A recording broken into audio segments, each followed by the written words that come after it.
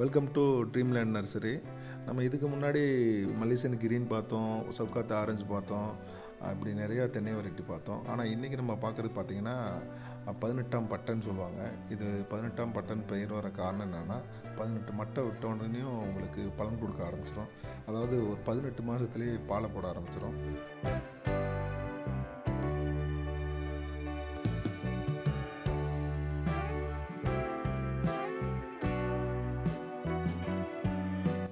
இந்த 18ஆம் பட்டையை பொறுத்த வரைக்கும் பிறந்த ஒரு வருடம் ஆன குழந்தை வந்து பறிக்க முடியும். அதுமே அப்படின்னா என்ன சொல்லுவாங்கன்னா, தூர்லே, அதாவது ஒரு அடி ஹைட்லே இது பலன் கொடுக்க ஆரம்பிச்சிடும்.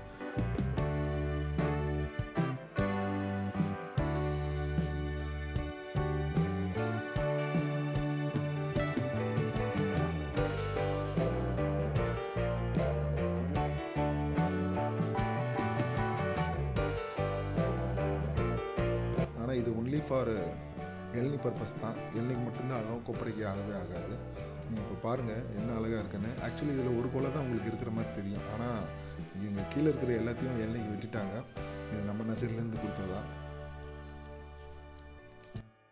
இந்த இளநியோட சிறப்பு என்னன்னு பார்த்தீங்கன்னா, டேஸ்ட்டு வந்து நீங்கள் ஒரு முறை ஒரு இளநீ குடிச்சிங்க சொன்னால் மறுபடியும் இன்னொரு இளநீ குடிக்கணும்னு உங்களுக்கு தோணும்.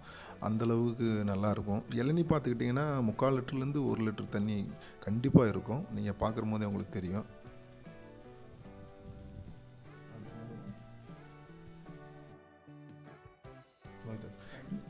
இந்த கண்டை பொறுத்த வரைக்கும் உங்களுக்கு பெரிய ப்ளஸ் என்னென்னா, நோய் தாக்குதல் அந்தளவுக்கு இருக்கவே இருக்காது. மற்ற தென்னைகளுக்கு நிறைய கெமிக்கல்ஸ் எல்லாம் சேர்க்க ஆரம்பிச்சிட்டாங்க. ஆனால் இதுக்கு வந்து அந்தளவுக்கு கெமிக்கல் தேவையில்லை.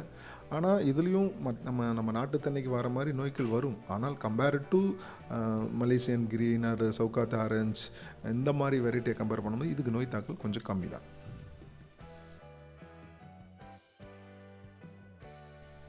நடவு முறையை எடுத்துக்கிட்டிங்கன்னா 18க்கு 18 இது போடலாம்.